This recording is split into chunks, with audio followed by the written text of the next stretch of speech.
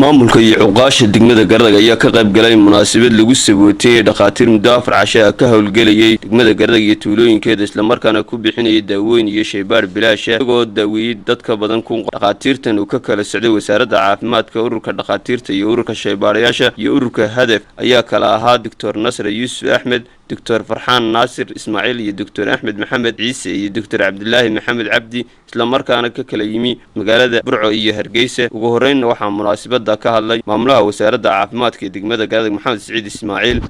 tuulada Ceelcadde oo ka tirsan degmada Garadag waxaan wadnaa dhaqaatiir caafimaadka iyo dawooyin bilaash ah waxa iska soo kaashaday wasaaradda caafimaadka iyo ururka hadaf oo ka qayb qaata tabarucaadka dhaqaatiirta iyo wadooyinka iyo hawl kasta oo la qabanayo ka qayb qaata ururkaas oo aad iyo aad aan ugu mahad celinayno dhaqaatiirtana ay ka socoto dawooyinkana qayb ka soo qaatay sidoo kale iyaguna waxa goobta ka hadlay Caaqil Maxamed Cilmi Maxamuud Dr. Nasr Yusuf Ahmed mayor ku-xigeenka degmada Garadag Yusuf Cabdi Ahmed iyo gudoomiyaha ururka dhalinyarada ee Geefa Cabdisaal Jaamac Xasan iyagoo dhammaantoodba u mahad celiyay wasaaradda caafimaadka ururka shaybaarayaasha iyo ururka dhaqaatiirta iyo ururka hadaf iyo wasiir Ahmed Nuur Faahiye oo si weyn uga qayb qaatay sidii ay dhaqaatiirtan ku soo gaari lahayn degmada Garadag hadaladooduna waxa kamid ahaa sida tan koox dhaqaatiir oo shaqeynaysa galabtana shaqadii dhamaysato si baxaysa haddaan nahay waayeelkii degmada joogay wax kale ma awoodna waxaanu awoodnaa inaanu dee mahad celino waxaanu idin mahadsantiin waanu baahnayn dadka caafimaadka wax ka yaqaana ee dee marmarka qaar maanta waxaan joognaa degmadii Garadag aniga oo Dr. Nasra iyo Dr. Farxaan Dr. Cabdullaahi iyo Ahmed waxaanu ahay team caafimaad oo u soo baxay inaanu hawlgal caafimaad ka sameeyno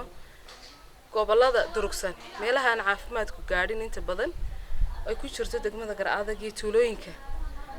maxaa ahayd hareeraha ka xiga waxaanu soo marnay dhowr tuulo waxaanu soo eegnay dad ka badan kun intay luku mareen dhammaan yani sidii intii tamartooda ah si fiican wax uga soo qabtay جزاك الله خيرا جزاء بانو لنا إلهي خير إذا كسي إذن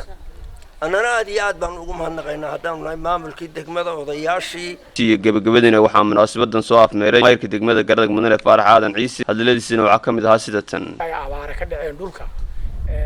waxa jirtay in urur badan ama dhaqaatiir badan ay kala baxday meelaha aad iyo aad baan ugu mahad celinaa anaga dhaqaatiirtii koobaad ee soo gaadhay